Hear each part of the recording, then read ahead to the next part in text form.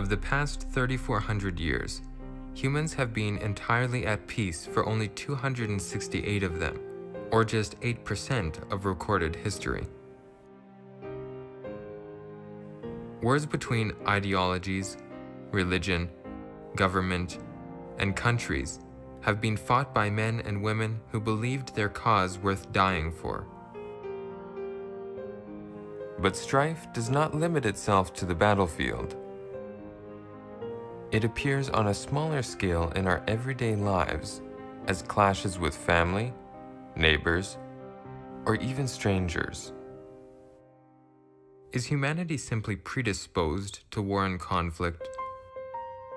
What if at the root of all this hostility is a clash so great, so diabolical, that the wildest imagination cannot comprehend its intensity? What if at the root is enmity?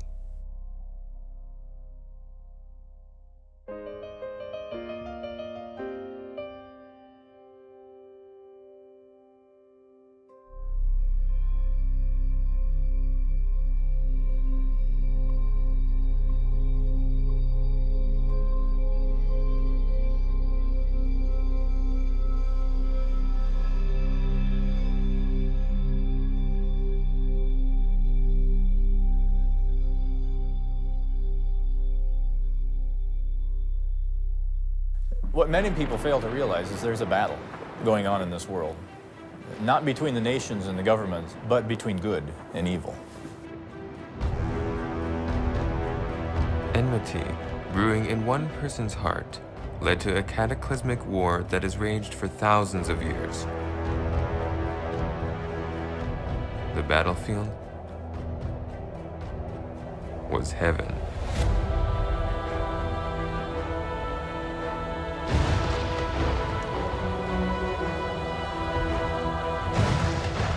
And there was war in heaven. Michael and his angels fought against the dragon. And the dragon fought, and his angels, and prevailed not. Here in heaven began the most hate-filled and devious war to have ever been fought. Two classes of angels. One siding with Michael, the other class siding with the dragon, Satan, who was Lucifer before he fell. Lucifer was the highest angel in heaven. He was, in a sense, commanding the heavenly host. He was the one who gathered them when it came to worshiping God. He led the choirs of heaven. Lucifer had stood at the head of the angelic host. Every precious stone was your covering. The sardius, topaz and diamond, beryl, onyx and jasper, sapphire, turquoise and emerald with gold. You were the anointed cherub who covers. I established you. Lucifer had been a covering cherub. He had first-hand knowledge of the character of God. You were on the holy mountain of God. You walked back and forth in the midst of the fiery stones. He was right next to the throne of God, in the very presence of God. If there was any being who would have had a more perfect knowledge of who God was, it would have been Lucifer. He was, at that time, a friend of God, a servant of God. And among the created host, he was the highest in glory and honor there in the courts of heaven. God put Lucifer in a position where Lucifer would have the most exposure to God's glory, where Lucifer would have the greatest insights into God's selflessness, where Lucifer would have every reason in the whole universe, more reason than anyone else, to love and trust God. Like every being that the Creator made, Lucifer was perfect until one day he corrupted himself. You were perfect in your ways from the day you were created until iniquity was found in you. For you have said in your heart, I will ascend into heaven.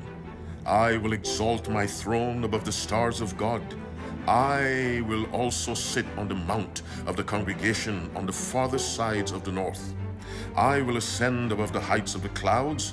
I will be like the Most High. He was perfect, but he had the capacity to choose.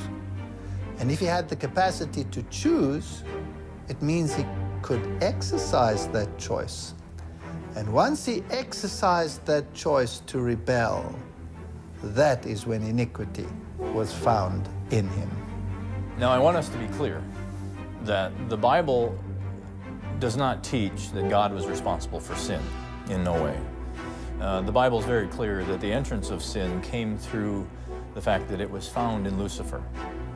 Lucifer was created by God as a perfect being.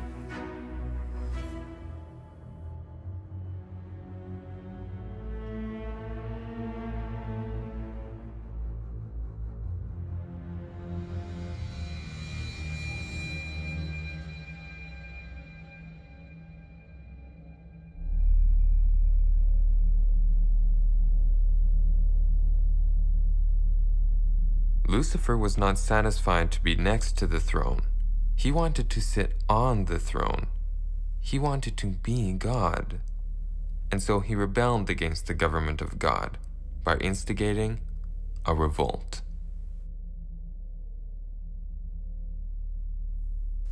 Love is willing to take risks.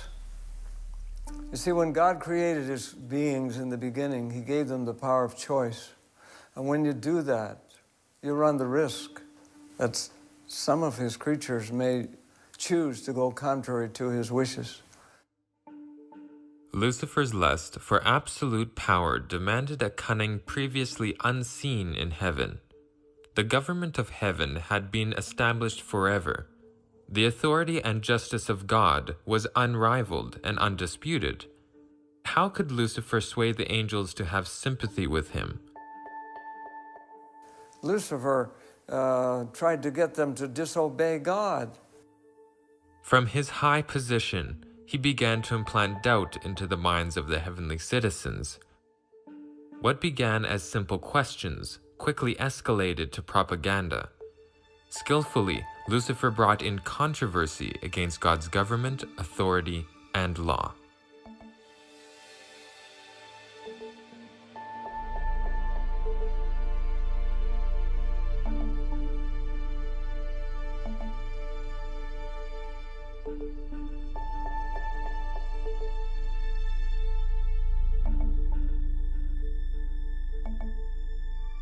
If this rebellion was against the authority of God, then that authority implies a system of legal governance.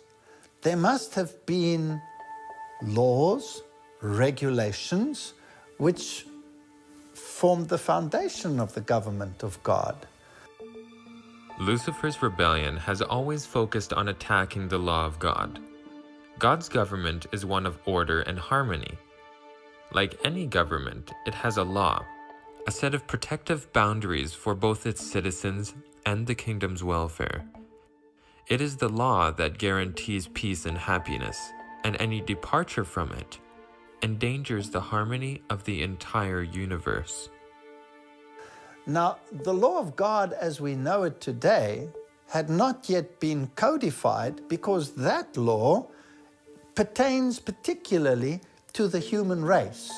It talks about father and mother and relationship between man and man. But the principles of the law, this law of love, to honor God above all things and to obey him and love him with all your heart and with all your soul and with all your mind, and the principles which then flow through to his created beings, they were part and parcel of the character of God.